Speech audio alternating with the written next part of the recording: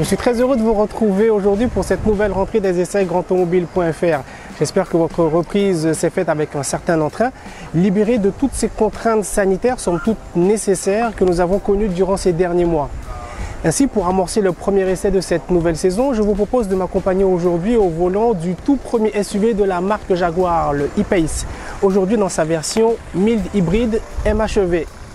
La technologie mild hybride de Jaguar associe sur notre modèle du jour une puissante batterie sous le plancher afin que le moteur puisse être coupé en vitesse de croisière, lors du freinage ou à l'arrêt. Par exemple, son système Start and Stop intelligent coupe automatiquement le moteur à la décélération.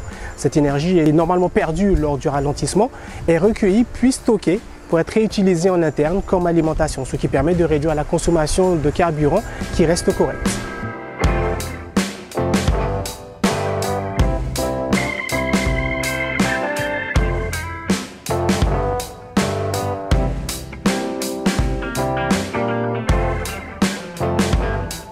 Le 4 cylindres en ligne de 2 litres 16 soupapes développe vaillamment 163 chevaux à un peu plus de 3700 tours-minutes pour un couple maximum de 380 Nm disponible entre 1500 et 2500 tours-minutes, ce qui est bien suffisant pour s'insérer sur les portions rapides de la rocade ou de l'autoroute. Nous l'avons d'ailleurs vérifié durant notre essai.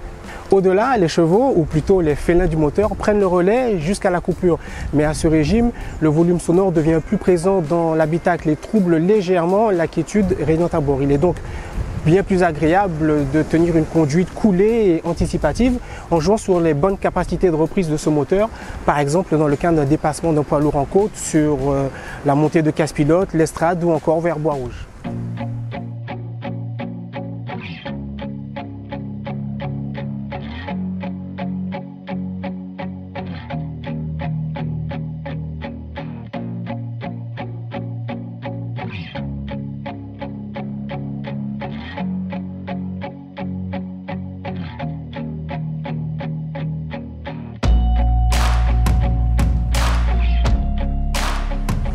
Le Jaguar E-Pace 2 litres diesel MHEV, conforme aux normes européennes Euro 6 en vigueur depuis septembre 2015, reste l'un des plus efficients grâce notamment à la technologie qui l'équipe.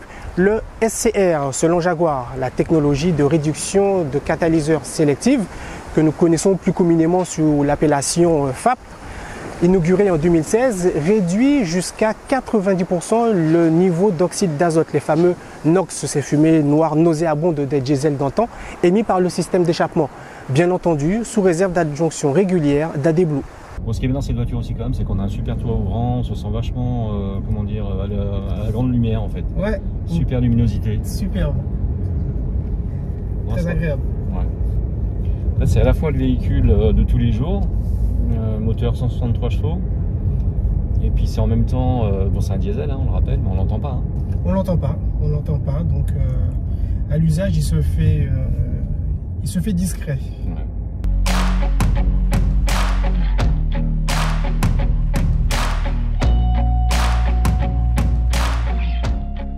Le style extérieur de ce E-Pace ne déroge pas à la règle et vous saurez rapidement le reconnaître en le voyant arriver dans vos rétros que c'est un Jaguar. Sa largeur de presque 2 mètres, son capot plongeant, sa signature lumineuse avant avec ses phares à LED premium et dans cette très classe livrée Firenze Red et son pack design black qui fait passer la grande calandre au noir glossy, vous ne pourrez rater le growler rouge, l'emblème Jaguar. Sur notre version du jour, son aspect sportif sera rehaussé par ses jolies jantes optionnelles de 20 pouces, au travers desquelles on aperçoit ces étriers de frein rouges qui peuvent malgré tout dégrader quelque peu le confort routier sur des portions telles que nous en connaissons dans certains quartiers de nos communes. Mais rien de bien alarmant, surtout ne vous inquiétez pas, tant l'habitacle est accueillant. D'ailleurs, je vous y invite, prenons place.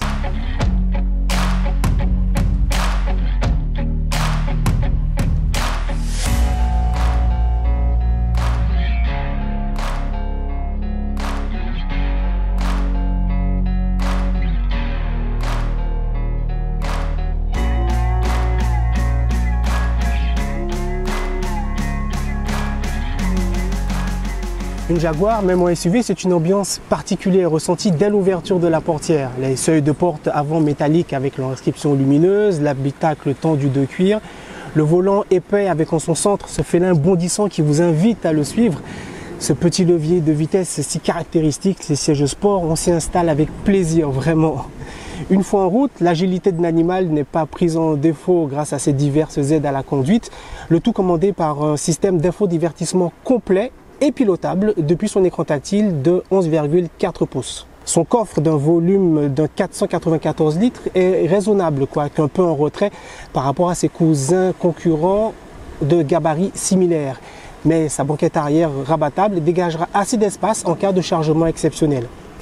Le reste de sa dotation intérieure est semblable au modèle P301 essayé il y a quelques semaines auparavant par Jean-Marc Volchid et que vous pouvez retrouver dans la liste des essais sur notre site.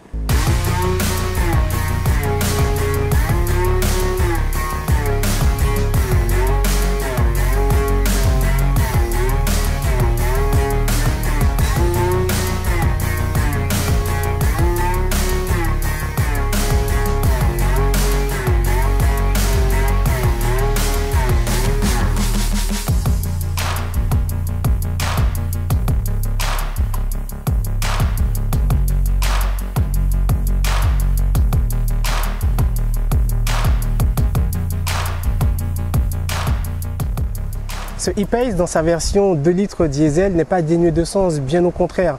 D'ailleurs, la marque Jaguar le dit bien elle-même en le conseillant aux automobilistes parcourant de nombreux kilomètres et qui font régulièrement la navette par l'autoroute. Ce qui est le cas d'ailleurs de bon nombre d'entre nous sur notre île. De plus, la technologie hybride MHEV est idéale dans des conditions de circulation dense et d'arrêt-démarrage. Et Dieu seul sait combien celles-ci sont quasi quotidiennes sur nos tronçons si souvent empruntés. Par contre, j'ai été séduit par le style de notre modèle d'essai d'aujourd'hui. Son habitabilité m'est apparue très convenable en tant que conducteur. Et bien que je n'ai pas eu de passagers à l'arrière, je suis certain que ceux-ci auraient été très à l'aise, pour peu qu'ils ne soient pas beaucoup plus grands que moi. Par contre, les gabarits de plus d'1,80 m préféreront sans doute le F-Pace, plus long de 35 cm et donc logiquement plus habitable. Son châssis est sain, sécurisant et malgré son poids de presque 2 tonnes, 1952 kg très précisément, ses 163 chevaux sont en définitive suffisants au quotidien, même avec des passagers.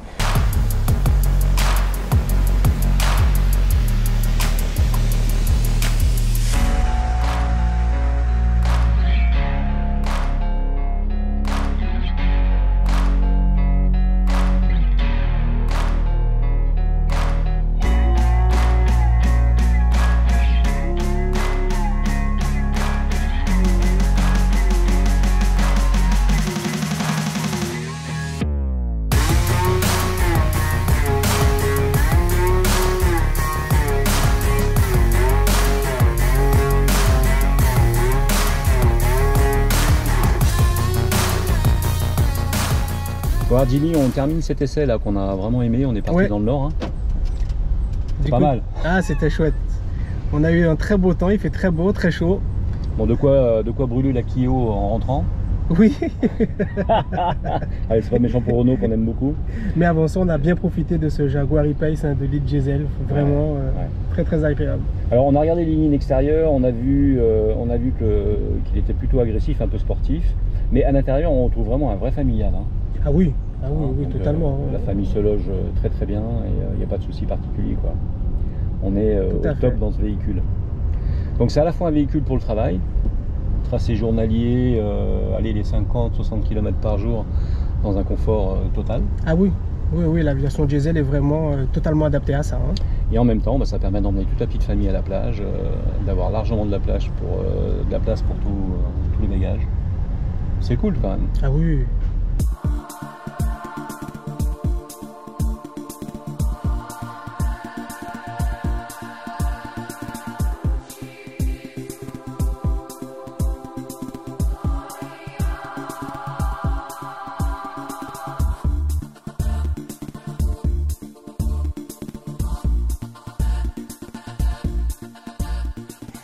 Cet essai du jour est donc terminé, mais les informations du monde automobile sont toujours disponibles sur notre site grandautomobile.fr.